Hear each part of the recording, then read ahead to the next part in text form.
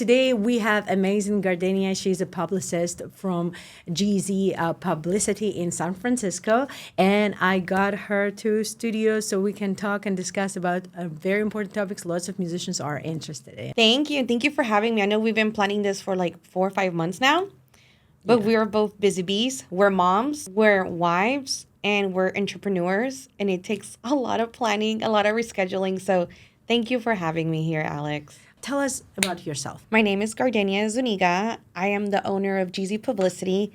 I represent amazing talent like Alex right here. Also, I represent philanthropists, nonprofits, filmmakers, and a little bit of everything. People that are BIPOC community, which is brown, indigenous people of color like ourselves, and I bring visibility in any way that I can. I do believe that PR is for everybody, but not for everybody at the same time. And a lot of times we could have a great social media following, but we might not be able to reach to another channel if it wasn't for a media publication. Like your publication on the Women's Journal, that was big. It was, even though it was a small publication, I know it reached some sections in Europe or in South America that we never thought they will reach. And same with like being on TV. It's not easy pitching people on TV because people's very meticulous and there's a lot of politics involved. But when we get those landings, there's no better reward than seeing like the excitement on my client's face and the reward. And that's what I'm working on getting you on next on TV, my dear. Yay. But, being a publicist, it is tough. You do deal with a lot of crisis. Like I was in Mexico 2 weeks ago on vacation. I was answering text messages, phone calls, because something happened with the Congress and one of my clients. And we lost millions of dollars of funding. And I was literally at the dentist getting my teeth done going, okay. I literally wasn't able to take a break. And being a self-owned publicist, like, it's just me. I don't have a team. I choose not to have a team because I like to, not being in control, but also challenging the narrative of my clients and making sure I represent them to the fullest. But it is a beautiful, rewarding job when you see your clients' reward of where they're going or where they can go. And that's what I aim to do with you, Alex. Like, I know we've been working together for a couple of months, but I can see you elevating more with the work that we're doing and what we're going to continue to do. So, mom to mom and woman to woman, I love working with women and even with clients that share the same vision, that we need to stick together during these unprecedented times, and we need to focus on the end goal, which is bringing more visibility and getting you those opportunities that you deserve. I'm at this point of my career when I am coming across music professionals who are more invested into artist background and artist, like who this artist is and what this person stands for, rather working with someone who just bills you and does some kind of like playlisting or whatever. Because whenever you're just starting and you are not, you don't have your catalog yet, you kind of go to professionals who are available for you. Most likely it's a scam or it's someone who is not very investing their time for the artists. And now I'm transitioning from that beginner into someone who actually has a story to share, and I'm shaping my personality and developing my brand, right? So I come across professionals in industry who actually do care, and you are one of those people. And I just want to tell you how much I appreciate your being honest. And you know what? I love that you are not scared of having a fight. We both are hot-tempered women. I come from Eastern European, Georgian family. So in my country, we are very hot, like very quick. Like if we're happy, we're so fucking happy. And if we are sad or angry, that's it. It's end of the world. So I do appreciate you challenging me, and that is big because I can see you care. That's important. And I care for you. As a woman in the industry, it is not easy to be the typical Barbie girl. Like you and me, we're women, we're mothers, we're somebody's wife, we're somebody's daughter. Hollywood and in the media, it's more like I'm not gonna say tits out because my tits are out right now. I mean, it's okay. Let tits out. Yeah, It's very sex positive podcast, guys. We're women, but like Hollywood is very like in your face. And even though we're kind of in your face, we're also working moms. And my goal is to continue the narrative that you've built and the storytelling that you've built. And like the media, I don't like to use the word censorship, but they're very meticulous on what you can air, on how you carry yourself. And I always tell people, they're not silencing you. It's just we got to find a way to share our story without them closing the door on us. And that's one thing I love working with you is that we were able... I'm having hard times with this, really. Like, it's just... I was like, what's going on? But that's the real... But, like, when we a little backstory. We had a situation where we had to... Are we allowed to talk about this now? Yeah, let's do it. But, like, there was a scenario where Alex, Alex, you're very raw with social media, and you share something on social media, and I got phone calls from a couple, like, press outlets here in the Bay Area, which I'm not going to name, saying, we don't like this, we don't like that. And as a publicist, I had to, like, compromise and come, like, to the conclusion, okay, let me talk to my client, see how we can continue to share her story without getting that door closed for us, And it was a very passionate conversation. That was a fight, full on fight. And you were with the child. I was with the child. Aurora was on the playground, like, trying to climb. And you were like, oh, my God, I need to change the diaper. I'm like, Gary, go over there. Mom's going to call. And it's funny because you were at the park and I was working from home.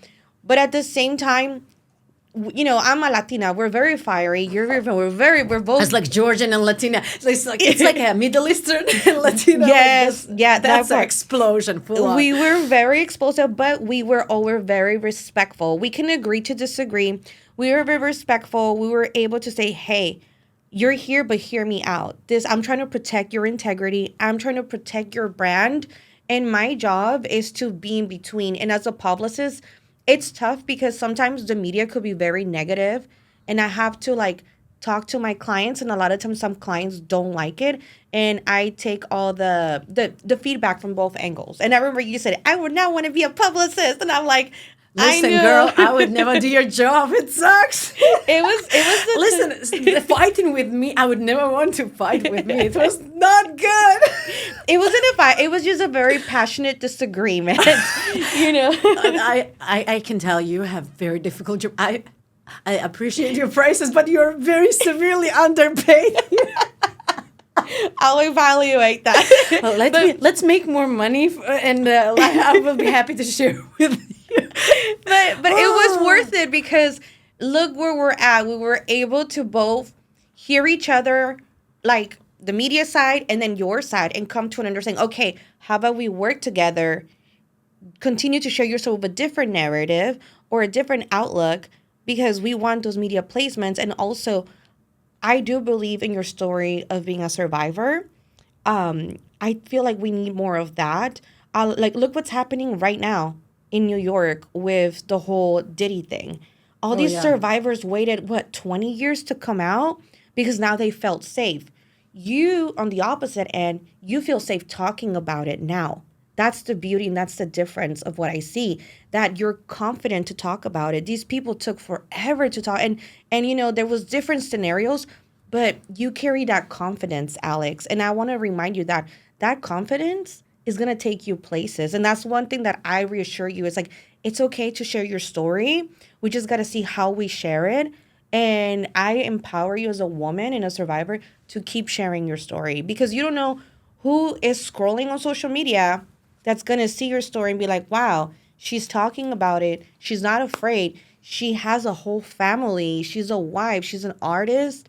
And that will inspire somebody. This situation opened to me a few interesting thoughts. And I will not lie, I was pissed. You are I was pissed. like, what? I got turned down? I got blacklisted for being me? Yeah. I was like, ah.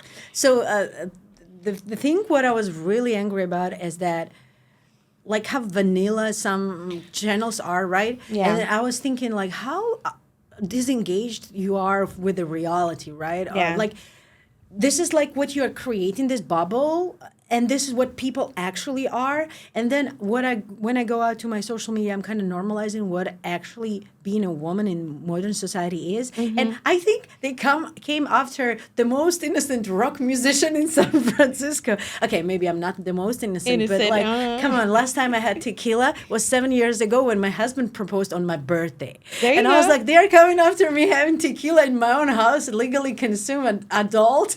I was like, come on. Anyways, I'm not promoting alcohol, and I do not consume alcohol on a regular basis. I did done 7 years ago, 2 tequila shots, and now in my house party. Anyways, so what I was trying to say is that that makes me really angry because you can get villainized very easily. And I do understand when you're a public person, it's really important how you deliver your story. That's why position of publicist is very important. And that's why the trust between artist and publicist, or like client and publicist, is so important, because I need to know when I'm turning down, you're fighting for me. Or at least you are like, hey guys, I do understand that your channel represents this and this and that, and I understand that my client is a little like scandalous or controversial for you. That's totally fine. But like I needed to hear from you, which I heard, and that was important for me to understand that you are on my team and you will help me to shape my story. That's important, because I do understand I do not have. I'm not well known, right? And people can create conclusions on stuff. Misjudge. They see. Yeah, so you can take me and completely villainize me or make me a saint. But I just want you to help me to bring to the publicity, who am I actually? And I know that I'm bad and good at the same time, and I really want to normalize that, because world is not black and white. It's not. We have gray spots. We have unicorns. We have confetti. I always say this, and I say this sometimes to my son when he's throwing a tantrum. I'm like, Gary, life is not all about cupcakes and unicorns. And he looks at me like, what do you mean? And that's the same thing I tell sometimes my clients where, you know, they don't agree with me. I'm like, life is not all about cupcakes and unicorns. Like, sometimes the media could really like take one small thing and pin it on you. And that's the way they want to portray it. And my job is to change the narrative to ensure that they really get to see who you are. And being a publicist is not just sending emails. It's also making phone calls. It's also creating press packages for them to be like, oh, okay, I see what you mean. That's not what I saw on social media last month. Or that's not what somebody that gave us a tip calling, reporting something said. Because to be honest with you, I've worked in some cases where I've had clients get canceled by the media because maybe an ex-girlfriend or an ex-lover was calling the station reporting something that I had no idea that happened 20, 15 years ago. And I have had those uncomfortable conversations where I had to talk to my clients, be like, hey, I need you to come clean, because if you don't, I'm going to get X'd out from the news station for 6 months. They do. Oh, they do that. They do that. That's happened to me in the past. Where, you know, and then this, you know, once my probation period's over for not being a reliable publicist, which is something horrible to go through. But I emphasize with my clients, if there's anything in your past, please let me know so I can prepare myself when I talk to producers, you know, because it happens. It's easy just as an artist to get canceled, and easy for a publicist to get canceled too as well. We know that your job is difficult. That's not a question at all. Yeah. I want to hear what's the most enjoyable and what's the most frustrating in your profession. I will Spill start the with, tea. Don't worry about in my podcast. You can talk, girl. I'll start with the negative. The most frustrating thing as a publicist is when you work with people that don't. Can I curse? Oh yes, that please. Don't fucking listen to you, and they ignore you, and then they realize I should have fucking listened, and it's too late. The damage is done, and there's so much PR crisis control I can do. But if the client doesn't listen to you and they do something that we're told not to do, and then they're like, oh, can you fix it for me? No, because I told you. I told you the consequences, and I'm not your babysitter. And there's a difference. Some people think that publicists are babysitters. We're not your babysitters. We are there to, it's like a mentor in the industry. We're there to guide you where you should go, what you should do, what you should say. And then it is your choice if you're going to make that. And I'm not there to wipe your ass. when you drop the ball and you realize, oh, I fucked up. I need Gardenia to fix it for me. I already have a kid that's potty trained. Luckily, I don't need to wipe. Mine is in progress. It's a process. Trust me. My son's 4 now and he's got it. But at the same time, it's one of those things that it's like, listen to me. The first time I gave you advice, like for you, when we had the conversation, that powerful conversation, you listened to me. You were like, I hear you and I understand. And I'm not always right. But one thing I will always tell people is I'm good at giving people grace. But if people don't give me grace and understand where I'm coming from, then I make the decision that like I don't want to continue working with them once our contract's over. So when people don't listen, that's like the worst of being a publicist because I'm useless. Like, why am I here for?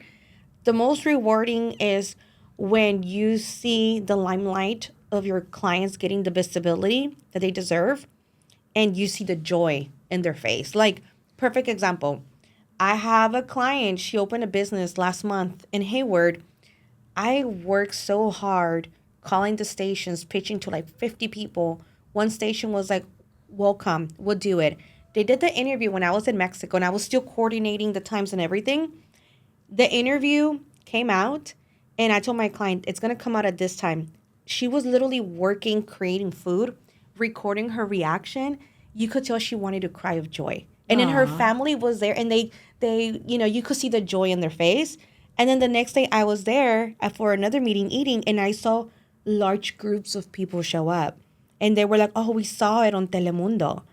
And it's just the power of seeing the reward and seeing the joy on their face. Like, wow, like you helped me do this. And I tell them, you did this. I just made phone calls and emails and sold your story. So there's always good, like even for you, like when you got that publication, and you were very happy. I'm like, this is just the first of many. It does take work. Like you could pay for press and you'll get like 10 publications. But that's cheap. Yeah. And a lot of people see these and ads. People know that. Yeah. If you're, some publications have this, what's the word?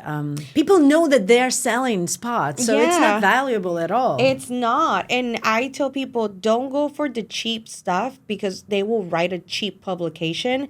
And I've seen big publications where they have reporters that are charging $200 for a story. And they basically are copy-pasting your bio. And they're not writing anything, not delivering the story. They're just copy-pasting your stuff. There's no insight. And I'm like, why did you do? Oh, I wanted a quick story. But that's not going to give you a good return. It's not going to give you. So there's goods and bads as a publicist, but I see a lot of good. Guys, do you know how you get placed on Wikipedia article or how you get that blue check mark without paying? No, of course, without paying. Like as an artist on YouTube, I have already like an artist sign, and on TikTok too. For that, it's not that difficult. You do that because you are distributing your songs to the platforms. But getting placed on Wikipedia, it's not easy. The day when that will happen for me, I will fly to Las Vegas with my team to celebrate this fucking amazing day. But this is how it happens, right? You need to be public person. What is public person? To get that blue check mark on internet like platforms, you need to be placed on trustworthy newspapers. And one article is not enough. It should be like 2, 3, 4. So when you are submitting yourself for review, they will Google you and you are right there. For example, what is not enough? I already have Google Knowledge Panel. Yeah. I'm verified on several platforms. That's not enough to be a public person. Yes, I am kinda, but it's not enough to be placed on Wikipedia because I'm still building my presence. So publicist and publication and your public presence can help you be discovered. This is how it works. Absolutely. And I also tell people, do not buy your followers. Oof, I that's know bad. I know it looks good to have 50,000 followers, but when I look at how many likes and how many views you're getting, That's embarrassing. It is so embarrassing. Like, I don't have that many followers, and I always get meta notifications like, oh, you qualify to get your blue check mark, and I always decline those. Because for me, I don't care about that. I don't need that. I know my worth as a publicist and as an artist, that for me, I'd rather help someone build that caliber. So when they have that, it's legit. And then when people started buying their check marks, I was like, you're really spending $7.99 on that. But I see a lot of people buy followers, and it is very embarrassing when people are not honest. And I'm like, you have to be honest because I could see the numbers, and the numbers don't lie. They really don't. Hips don't lie. Yeah, Numbers don't lie. Numbers don't lie. And I tell people, don't buy followers, don't buy likes. That's never good. That's not. I've had posts where I get 300 likes, and I had posts where I get 20 likes, and that's okay. Not everything I post is for everybody, but when you look at your algorithm and you see like how many views and how many people you reach, you could tell it's organic and it's real. But yeah, as we see the side effects of like purchasing likes, purchasing check marks. You know, when you apply for Wikipedia, all that won't count. It No, won't that matter. one. They are partially, I agree with you partially. I have my own opinion. Do agree absolutely with, do not buy likes, do not buy Yeah. followers. That's, I'm sorry, P is for pathetic. Do not do that, seriously. Everybody, maybe your friend and your mom will not know, but someone who works with this will know. And we see Yeah. that. And we see there's no engagement, and it's just pathetic. It looks bad. Just makes you look like a joke. It makes you look desperate. Desperate, and yeah, you know what's good? When you have 5,000 followers, which is great. It's Yeah. amazing. You have 5,000 followers. You have 100 or 200 people showing up to your shows, Mm-hmm. and you have diehard fans under every post cheering for you, Yeah. and few haters who just absolutely can't stand your existence in And this I s- world. and I see the that's haters, real. yeah. And you transition from one platform to another platform of this artist, and this person looks trustworthy because you have 5,000 on Instagram, you have 2,000 monthly listeners on Spotify. Mm-hmm. You went through all of checks. You are not playlisted anywhere in like sketchy playlists and stuff, which sometimes happens actually. Yeah. But like one playlist you got accidentally added on because sometimes those fake playlists add artists. Yeah. That happens. But this is, I agree with you. Do not do that. Yeah. Another thing, purchasing checkmark on Instagram. What I want to say about that. Of course, definitely, it's better if you earned it, right? Rather paying like $7.99. And when they roll up this thing, it was like, come on, this is like funny. But at the same time, you know how many copycats are out there? And sometimes, like I got like 3 or 4 times fake accounts of misrepresenting me, and it took me 6 months to take down those accounts because they were trying to scam people. Yeah. And that's serious thing. So original blue checkmark is just to avoid scammers because this is how you know that this person is real, right? Yeah, that's true. But then fame came, like a fanciness of blue checkmark became a thing, and people forgot what blue checkmark was for. So, in my opinion, I don't see anything bad about that. If you are an artist and you want to get the blue checkmark, it's fine. It's just saves you from copycats, right? Yeah. But at the same time, if you're doing this just to have blue checkmark, that's A silly. status. That's stupid. If you pay for a blue check mark, but you have no momentum as an artist, And you post nothing, and it's just like you don't ridiculous. have any media visibility, I could tell that you purchase your check mark. So to look legit, you have to have at least some sort of media to back up your credentials and how real you are. Yeah. All right. So you're a mom. You're engaged. Yeah. And you are a small business. You have your own agency. How do you do that? A lot of coffee. And time management.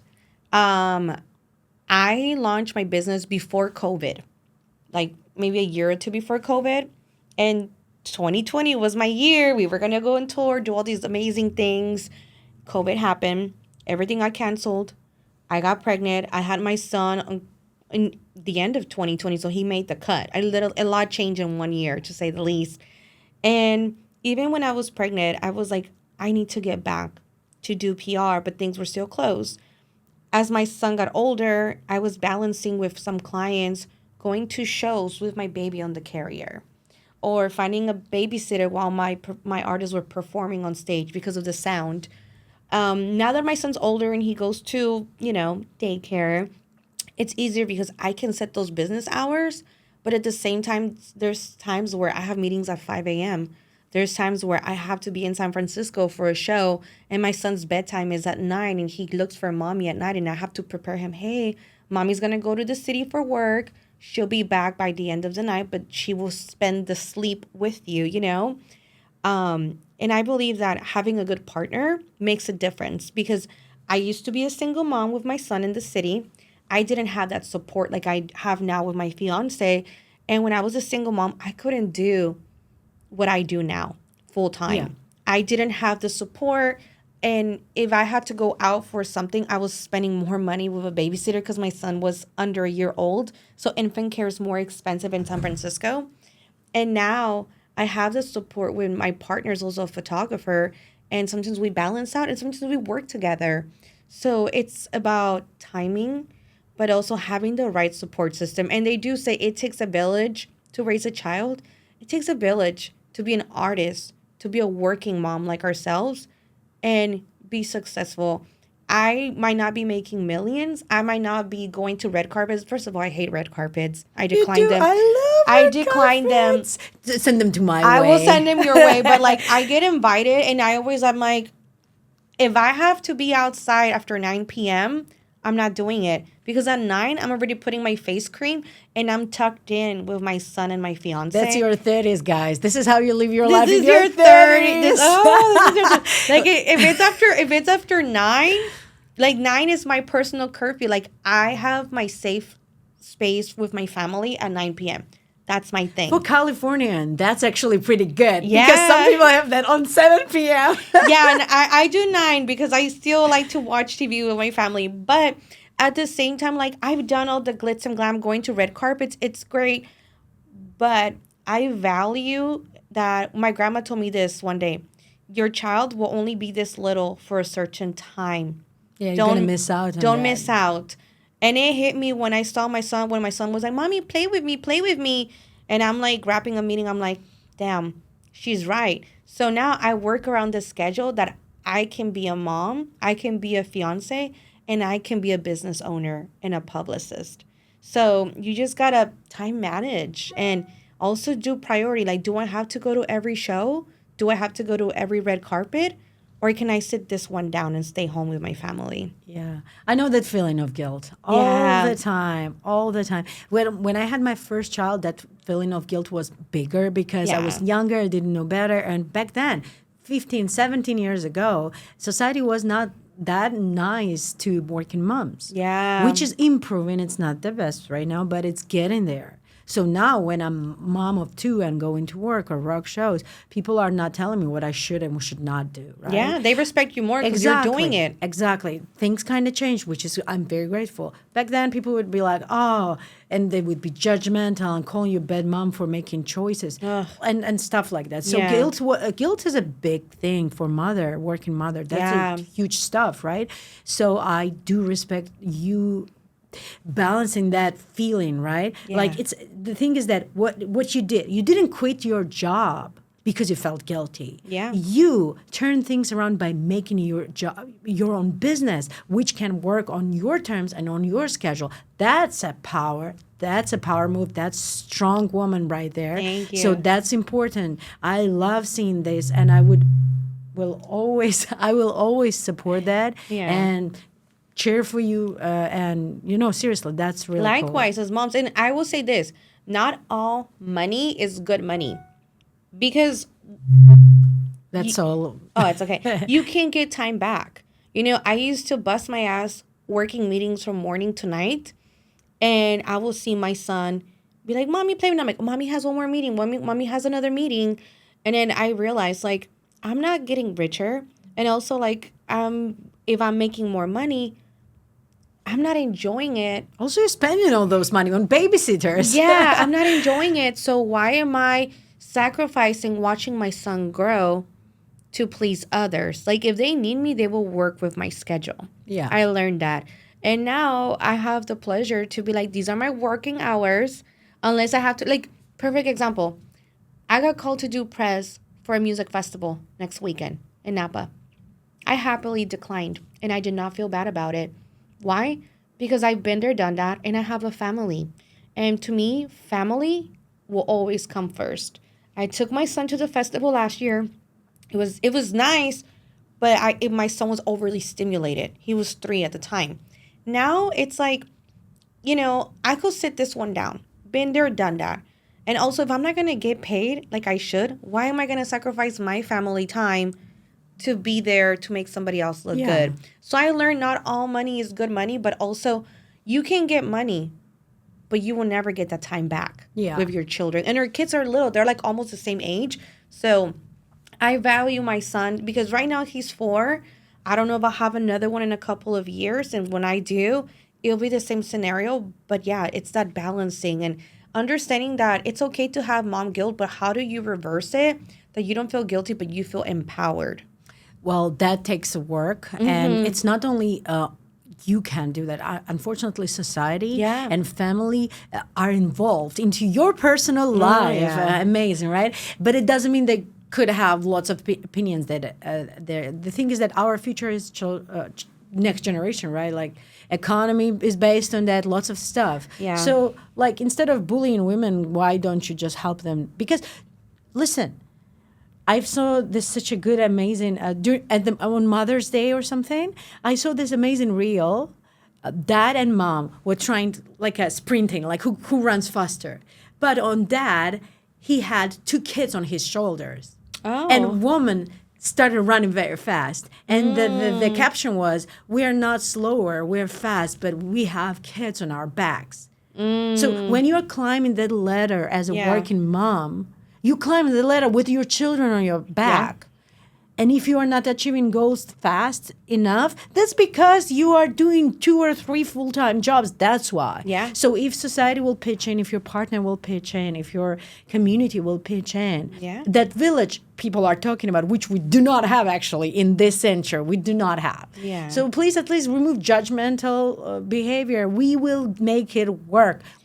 Coffee, whatever we need, Yeah, we will do 2 that. cups. It's just like, please, come on, at least do not bully us. Yeah, and also it's okay for us to take our children to family-friendly shows. Like, I've taken my son to a couple of festivals that I know are family-friendly, but also I know when it's time to go. I know that if it's starting to get a little dark or my son's getting antsy, okay, been there enough, let's go home. It's okay to build those memories of our children, but we don't have to force them to be part of our journey. And I've learned that the hard way. I used to take him everywhere with me. Now I'm like, I don't have to take him everywhere with me. And I don't have to do everything too, But I will say this, as a working mom, we do carry a lot of hats. I mean, you need your alone time to be creative and write music and content. I need my alone time to work on emails and do calls and meetings. So it is a lot of work. But one thing I always tell people is give moms grace, and even dads, because there's single dads out there in the industry, but give parents grace, because when we're working, we cannot just fully focus on our work because we're also thinking of what our family needs.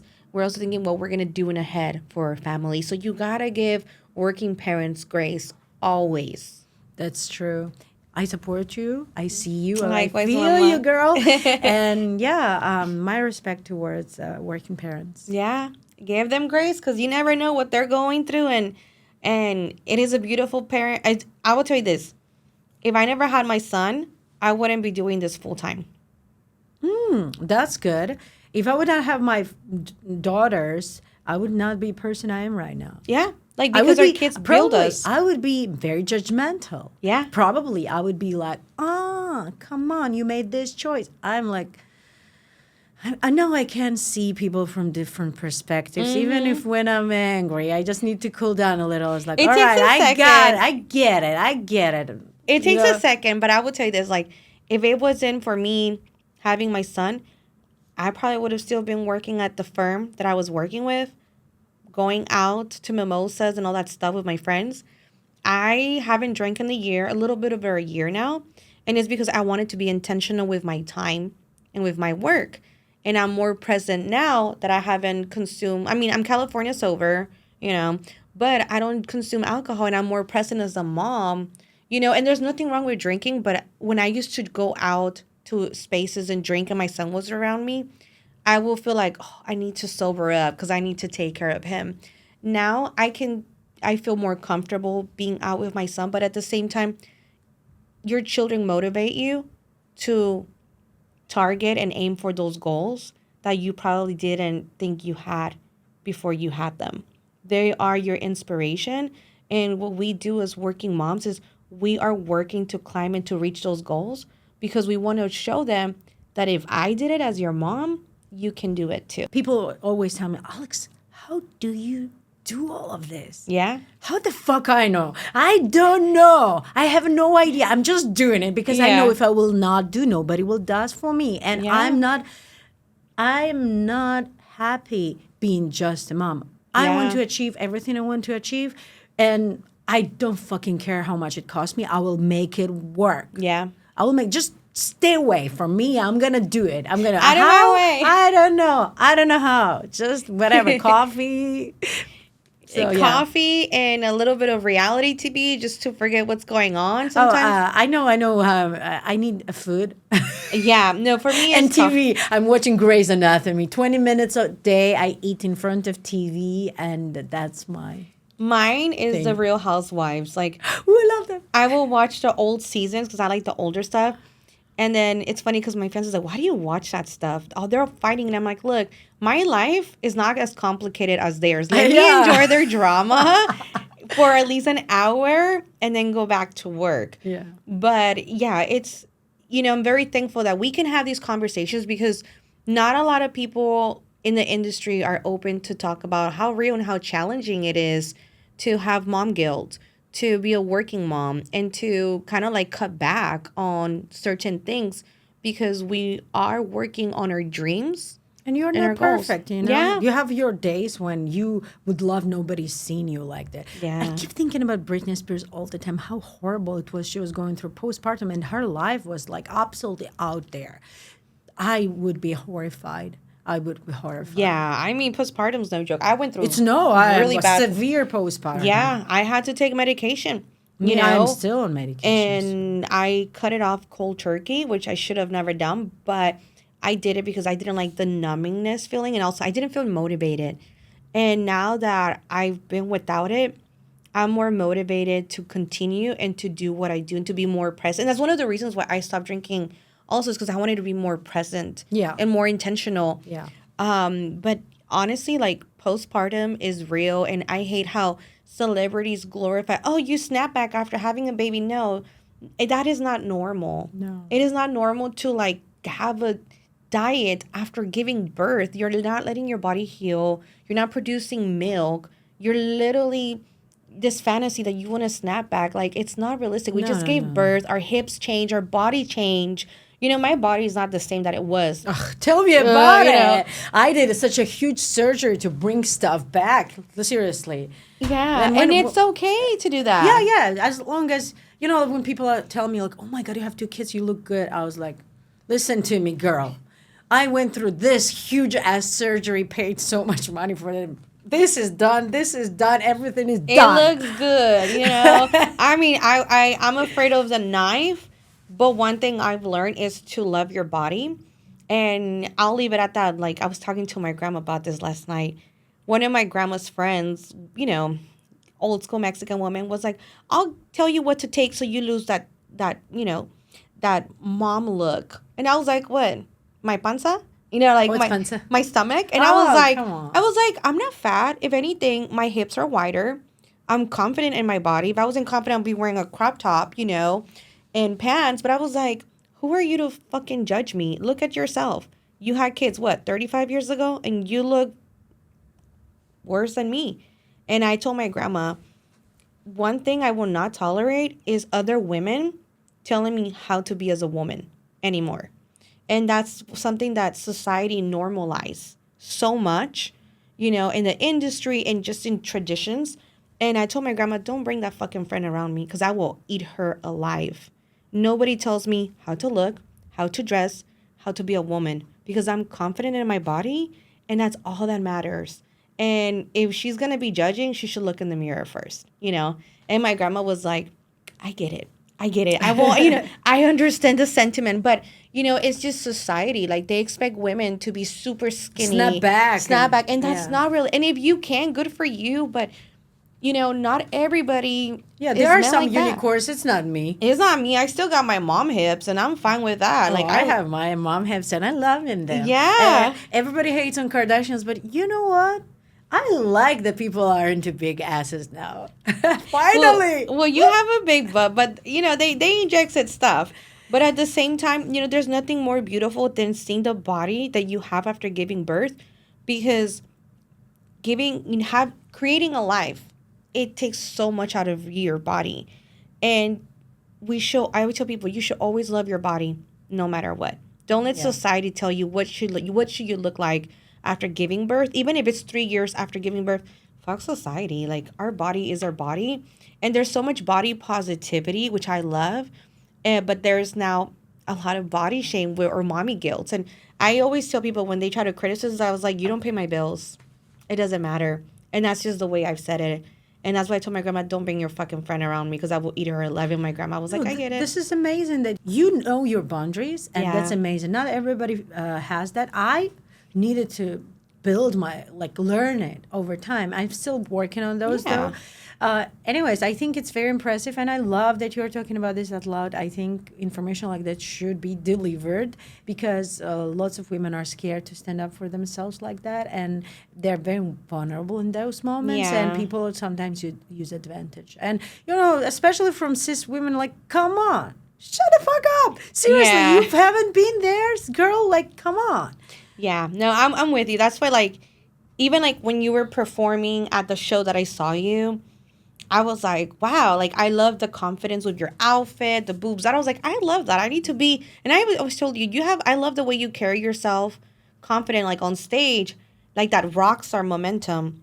I love how you were not afraid to show who you were. Because a lot of artists, they literally are very shy, or they get trained how to be themselves. You don't need that. And I think I would use a little media training though. Sometimes I'm way too honest. Media is different, but just you and even us as women, it's okay for us to have mom hips. It's okay for us to be a little thick. If our partners are not complaining, then why let other people's outside voices? Exactly. By the way, just let's say this out loud. I was in lots of different shapes. My men never had a problem with it. See? More merrier. They're like, this is all very good. It's jiggles well. It's nice to hold on. I swear God, never ever I was shamed for my body with my men. Thank you so much for being here today. Of course, it was really fun having you here. It's so real. I can relate to every word you're saying. Thank you, Mama. It's time for tacos. I know. Let's go out and explore local businesses. I know. Thank you so much for watching. If you like what you see here, leave your comment, subscribe, follow, and check out my other socials. Please follow Gardi on her Instagram and check out her website. Bye-bye.